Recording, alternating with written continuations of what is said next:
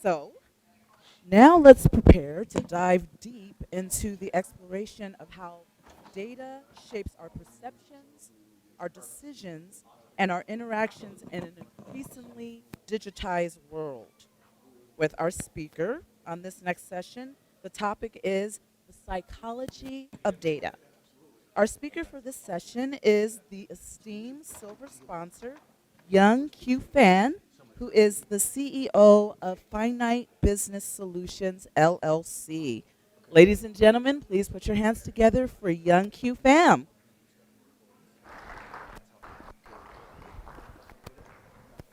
Everybody? Can everybody?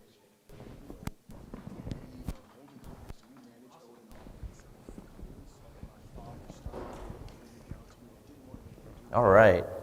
Good morning, everybody. I think the mic's working. All right. I appreciate it. It was kind of hard to convince everyone to come out to Las Vegas for these meeting of the minds, right? I know it was very difficult for me when they asked me to come out here as well. So I also want to go ahead and thank everyone that's online streaming right now with us as well. This conversation has been a culmination of probably a few years of Finite Business Solutions attending this conference.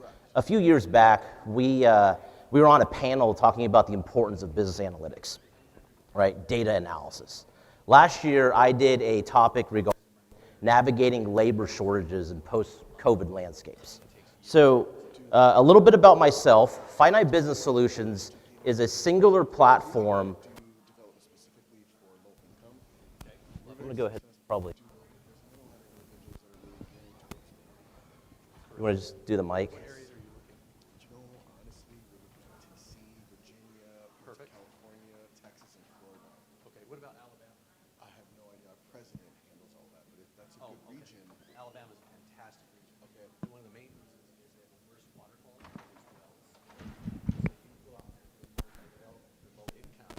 Perfect. All right, good. I hate over tapping and whistling on these things. So, all right. So, Finite Business Solutions plays in the HOA sector, in the homeowners association market. And what we do is we are a singular platform for any kind of accounting outsourcing for HOAs for the real estate market. We can also handle all the resale processing, and we also build the aggregation and delinquency programs for these. What we've really built our niche on is the fact that we are probably one of the few outsourcing U.S. accounting firms that are still U.S. based. None of our people work remotely. They're all housed in our secure facilities in Austin, and they work, very well together as a team because they're all U.S. based accountants. So it's probably one of the few people that still do that. A little bit of background about me. I was actually born in Saigon, Vietnam, and I migrated to the United States with my mother and my aunt in 1984.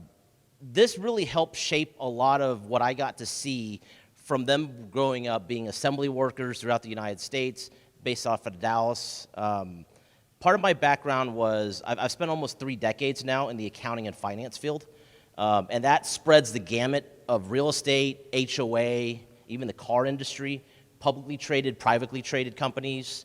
And my education background has to do with accounting, finance, business, and weirdly enough, psychology. And that's kind of where we're going to lead into this topic today. It's funny where life ends up leaving you, right? You never really think when you're in school where you're going to end up, right? When I first started the HOA market, I had no idea what the HOA market was. And now today, it's one of the things that we deal with on a 24/7 basis. Well, what I learned years and years ago from school, the little that I did remember from school, was that there's elements of this psychology that we can apply. And especially nowadays with organizational psychology, with industrial psychology, how big it is, even in the business sector, right? So what I want to do is, the topic of today is the psychology of data, right? This is not going to be one of those topics where I'm going to throw a bunch of statistics up there, a bunch of graphs up there, and then you guys are going to wait for the next speaker to talk, right? I really want you guys to think of data as a more simplistic idea, right? I want you to think of it as pockets of information. When you do an interview for your next hire on your team, that's data that you're collecting. That's information you're collecting.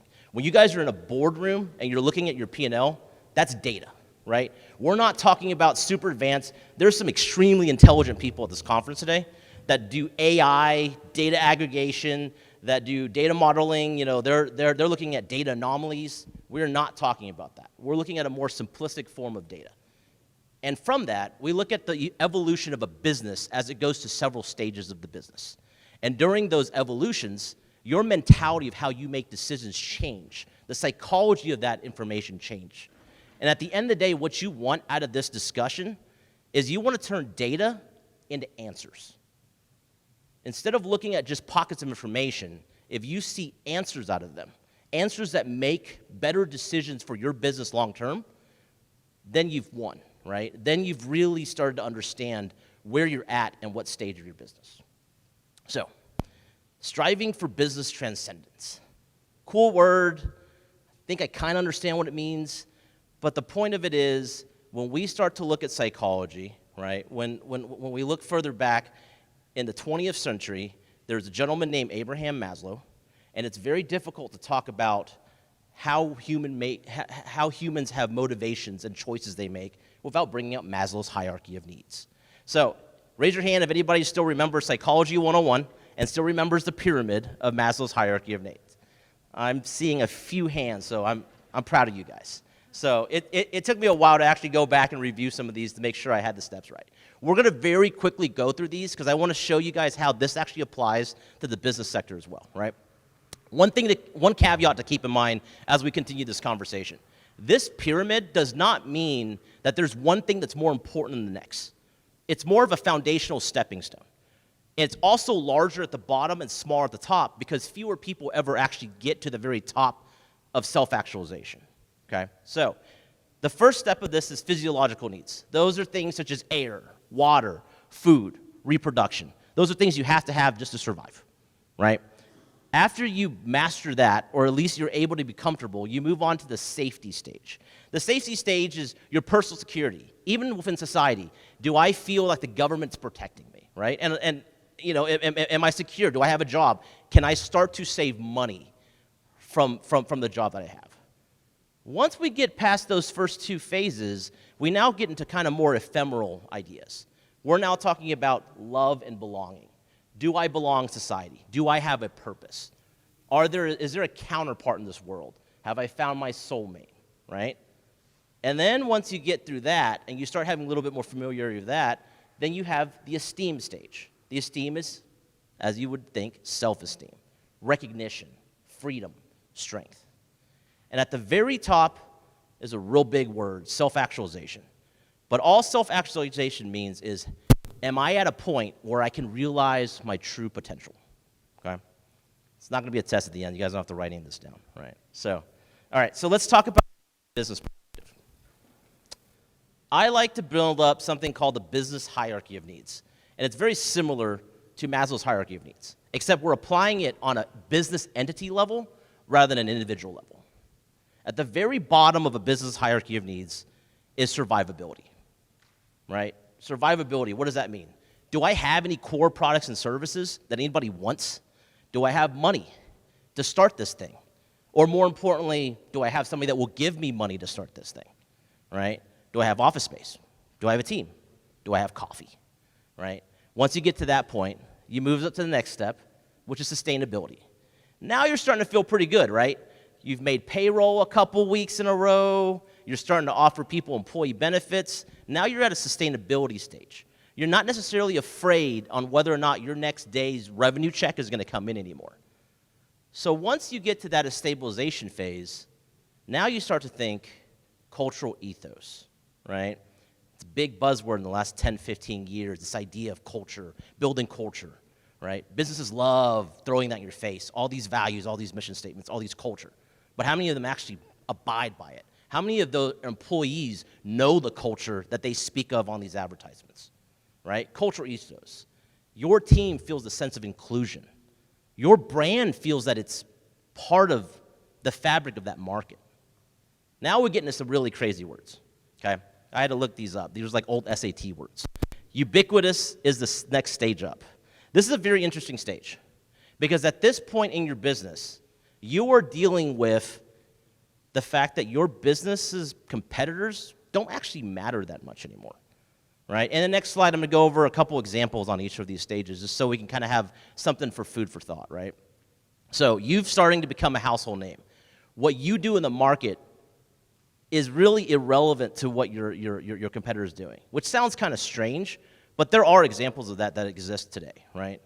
And then the final really self-actualization of business is transcendence. Transcendence is the concept that stands the test of time. This is a generational company. This is a generational brand, right? It almost feels like it's a societal necessity. And I even, on the next slide, when I started thinking of examples of companies that are transcendent, it's still very difficult. Because you look at a lot of companies, right? Sears today has, I think, like maybe 12 or 13 stores left open. You look at like Barnum and Bailey Circus, right? They were around in like the 1884, and they went out of business in 2017, right? So you may think a company's transcendent, but if they don't continue to evolve with the changing times, it doesn't matter. So let's look at some examples of this. So survivability, what I like to consider these are, we actually had a donut shop around our house that just opened up recently, right? But donuts aren't bad. The funny thing is the name of the place is called Donuts, right? They don't care about brands. They want their local neighborhood just to come in. There's about 200 people in that area. That's all they want their business from. There's nothing wrong with that. But they're in a survivability mode. Sustainability to me is kind of like the next rung up, which is you have all these regional car dealerships, right? It's a car dealership that's not like a large brand across the country like a Penske Automotive Group or anything like that. But maybe they have 2 or 3 locations in your city, right? Again, not a whole lot of brand awareness. There's the localization of brand awareness. But the reality is if they went out of business and somebody came in and started selling the same trucks or the same cars, would anybody really notice? Probably not, right? Now we start moving up the ladder, and this is where it starts to get interesting, right? And this is where we had some debates about some proper examples of this. Cultural ethos. I don't know how many of you guys have seen this. The next time you do, go on YouTube and look at a lot of the things that come out about Southwest Airlines, and it's actually quite remarkable, right? Their business model is they actually put their employees before the client, and they mean that. And their employees show that. And I think you guys can tell, because it's such a strange business model compared to all the other airlines out there, where you pick your own seat and you kind of line up and stuff like that. There's not really a whole lot of caste systems that we're dealing with in other airplanes, but yet it works because of the customer service level. And that customer service level is because the employees are first. So to me, when I think of cultural ethos, I immediately think of Southwest Airlines. Then you think of ubiquitous. Okay, so this is a tough one. This is a hard stage because at this point, you've almost replaced yourself and you've become like your own verb, right? Think of Google. Whenever you want to say, hey, can you look something up for me? Can you Google it, right? Nobody says, can you Bing it, right? Nobody cares. Nobody even knows what that is, right? Like, as many times as other people are going to try to force other browsers and other search engines, we Google stuff. We don't even know what Google really means, but we know it means search for stuff. Right? Search online. So that has become ubiquitous at this point. And then we start talking about transcendence. This one's hard. I'm not even quite sure Apple is completely at this stage, but Apple no longer sells products and services, ladies and gentlemen. They sell brand, right? They sell a lifestyle, right? It's similar to luxury brands and cars and watches or whatever you want to have it. It's something that, for the most part, is probably not a necessity, but in our minds, we view it as a necessity, to the point where sometimes we'll go into debt just to get it. Apple, probably not quite that far, but those are kind of the examples of when you're talking about a company that's probably going to stand the test of time and has withstood so many different leaderships, right? So now that we get to that part, let's talk about the role of data analytics in business. So the reason this is important is as you go through each stage, if your business right now is in a survivability stage or it's in a sustainability stage, you're going to be collecting different data, and you're going to be interpreting that data differently, right? When you first start your donut shop, you're not going to have a mission statement. You don't even know what that is, right? So what I want to do is go over some key examples of what we're talking about with each one of these stages. So when we're talking about survivability, probably the overarching question you want to ask yourself is, do I have the resources to start this thing off, right? When do I need to add my first employee? How do I get funding when I run out of money, right? These are questions you need to be answering. And this is the data that you're answering yourself. This is the data you need to go out and collect, right? And when we say data collection, again, we're not talking about tens and thousands of lines of data. It could be something as simple as Googling all the different interest rates that you'd have to deal with on a personal loan right now, especially with the Fed constantly increasing the interest rate these days, right? Be prepared for that. What if after 6 months you actually do survive and you need more money and you don't have it and you can't ask more investors, you have to borrow it? How much interest rate are we dealing with? Once you tack on that 10, 15% interest rate, do you still have the funds to make it work, right? Am I charging enough for my products? That's actually a much harder question to answer than you think, right? Look at comparables. Does it make any sense anymore? I mean, it's funny, my business partner, Crossy, who also is a co-founder of FINITE Business Solutions with me, she's also a real estate agent, right? And we've had conversations for years about this standard 3% commission thing, right? And we don't really know where that came from, at least I don't. Much smarter people in this room could probably answer that question for me. But it felt like over time, it just became a thing, right? Here's 6%, here's 3%, here's 3%. Total 6%, that's the cost of selling your house. But no one ever really took the time to look at the math of why we do that, right? So it's important for us to understand why we charge what we do. And it needs to be just much more than, well, I'm going to charge this, somebody's going to pay this, and I got some stuff left over, right? So that's survivability. We get to sustainability. Now we're starting to get kind of smart. Now we're starting to get a little bit more advanced. Now we're talking about, does my plan, like, do I have a plan for making critical business decisions, right? Is my company's performance tied to seasonality? So when you're looking at your P&L and you're noticing that in March and August, you're not making as much money, don't just chalk that up as seasonality. Figure out why, right? Look at more in depth into data. What are the different things you're doing in your business that is not that great in May or in August? It couldn't be a coincidence, right? How much should I pay my middle leadership team, right? The backbone of your leadership team is usually the folks that have to deal with higher level executives, but at the same time have people they oversee. Does their pay rate make any sense? How do I build a fence around all the talent that I have in my company, right? What happens if my company loses 2 of our top 5 clients? How do we pivot? Know the impacts of things like that. That's the data analysis we're looking at. You don't have to be fancy. You don't have to go out and get a senior data analyst that gets paid 6 figures a year. These are things we need to know when we're looking at key performance indicators, KPIs for your own business. And it doesn't matter how large or small your business is. These are fabric questions that you need to start thinking about now, because the worst thing that's going to happen is continue to be around and growing. Cultural ethos. Is this the right team, right? What are the main reasons my employees quit? Make sure you're getting exit interviews. Force people to get exit interviews as best as you can. I know it's a hard situation because most people just want to leave at that point, right? But you got to know why, right? That's data. Does my team participate in off-site voluntary events, right? When I throw the holiday party in a year, if only 40% of the people are showing up, is it because I picked the wrong date, or is it because nobody there likes each other? It's kind of an important thing to think about, right? Do our folks train their own colleagues? Look at training manuals. That's collecting data. Is it a congruent training manual? Is it too robotic? Are we taking into account that people learn differently? Some people are visual learners. Some people need repetition. And are our leaders in our own companies doing those things, taking the time to do those things? Or is it, you're going to shadow me for 2 weeks and then good luck, right? That's cultural ethos. That goes well beyond just pay in the corner office. All right, ubiquitous. Are we the best in class, right? Or do we at least have the market share? I forgot what movie I saw this from once, but basically they said you either need to be first or you need to be the best, right? Well, that's complicated and it's hard because there's probably 2 companies in every sector that has that claim, right? But how are we perceived? And does anybody in here know what a net promoter score is? Few of you guys, right? So when you're collecting data, you want to know analysis from your clients on how they view you. And also what a net promoter score does is, if you ask your clients today, would they promote you to new clients, right? Those are very important things to understand. Even if a client stays with you for a very long time, they may not be the biggest champion of your product. for whatever reason, maybe change is hard and they don't want to change, right? So know what other people perceive you.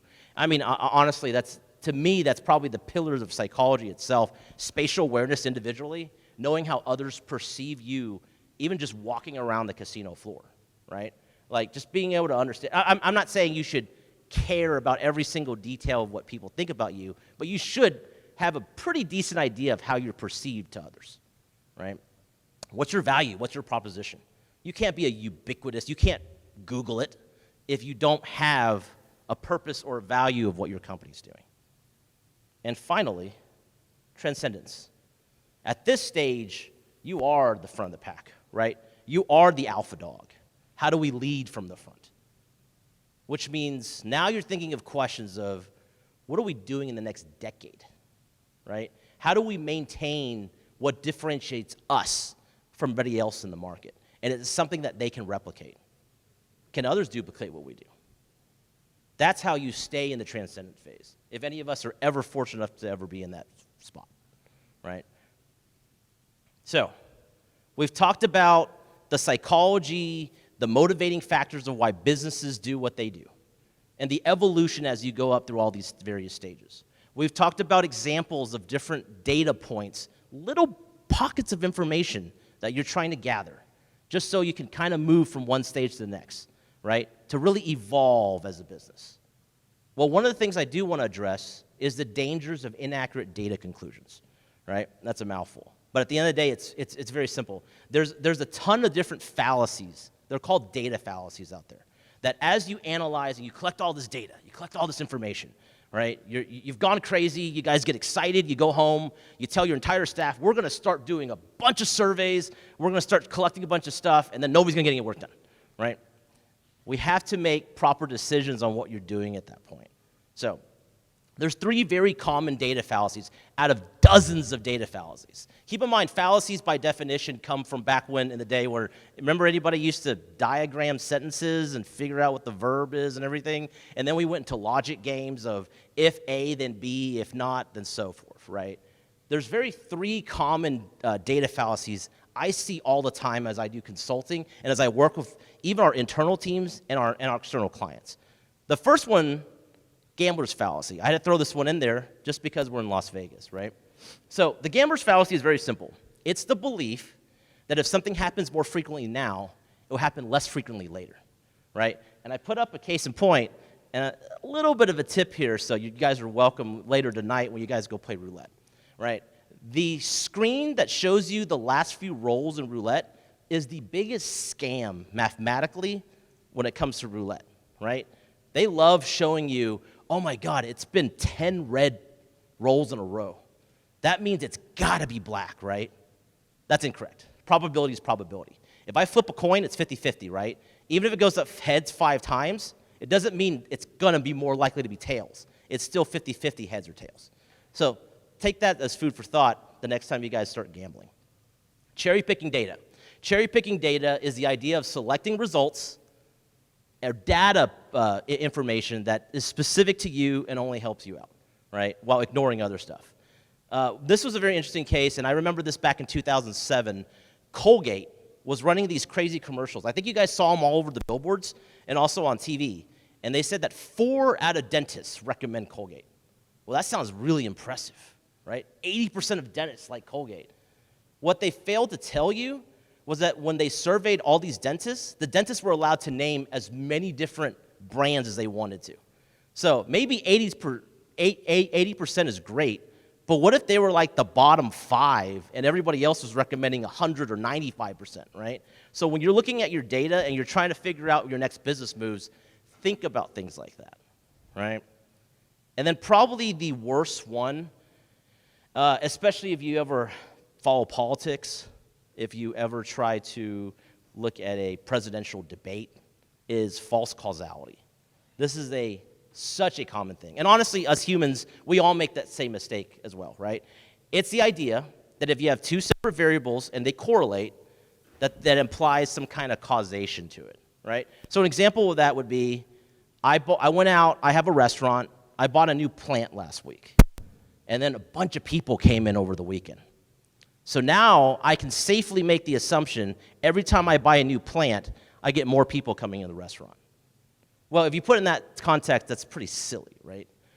Well, it's funny because in psychology, one of the first examples of fallacies that we learned was this weird survey they did back in, I believe it's the 70s or 80s, where there was a higher crime and death rate when people were eating more ice cream. Well, obviously, there's no correlation between, violence and ice cream. At least I don't think there is, right? But that was an example to show you guys, just because two things correlate for whatever reason that they correlate does not necessarily mean that it has a cause and effect relationship at all with them. So, how do we mitigate data fallacies? Well, there's 4 basic things you can do, right? One of the things you want to do is when you're looking at, let's say, your P&L, and you're noticing there's outliers, there's something that doesn't tell the story correctly. Just like if you're playing poker and you're trying to figure out if someone's lying to you or not, right? If the story doesn't make sense, there's probably a reason why it doesn't make sense. Don't just naturally assume that, man, you killed it in March, that just leave the P&L alone. Maybe you double accrued that month, right? So that's one of the things you want to do is always research any kind of data outliers. Know the difference between correlations, right? We just talked about false causality. Be mindful if your data sample is too small. That's one of the biggest things that we have a problem with data. Data over time, just like probability in math, over a large sample size, it's accurate. Over a small sample size, it is not. Make sure you're sampling enough data. And create clear goals and objectives before collecting and analyzing your data. The last thing I want to touch on is the psychological soul of data, right? As we're winding down this conversation, I want you guys to take a minute to just kind of breathe. Think of all the concepts that we've gone over today. And also have the harsh truth, which is most of us will spend a lifetime oscillating between survivability and sustainability in a company, right? It's really awesome to stand up here and say we're all going to run transcendent companies. We're all going to run companies that have ubiquitous brands. But it's just not realistic. But it doesn't mean that as we operate, we don't look at core values of mission statements, of principles, of cultural ethos. Those are still permanently ingrained in how we do everything. Henry Ford once said, "A business that makes nothing but money is a poor business." And I wholeheartedly believe that. In psychology, you deal with this comparative analysis thing. And it's probably one of the darkest parts of our human nature. It's this concept that we don't know what we are, but we know what we're not, right? I don't know if I'm doing well financially. I know I'm richer than my cousin. I know I'm better off than someone else. I don't know if my house is big enough for me, but I know it's smaller than someone else's house, right? And the business sector, that's where you find all the greed and filth in every market in the same sense as well. So as we go through this journey, the only thing I ask you guys is to try to build something sustainable, something with an identity, and something with a business soul, and to keep that business soul intact. Thank you.